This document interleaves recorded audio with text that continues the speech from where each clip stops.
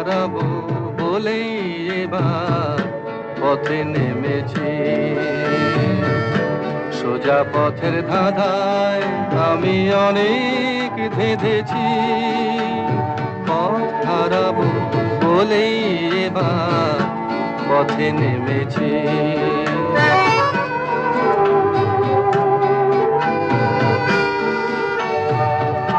নিষেধের পাহারাতে ছিলেম রেখে ঢেকে, সে কখন গেছে ফিরে আমায় ডেকে ডেকে।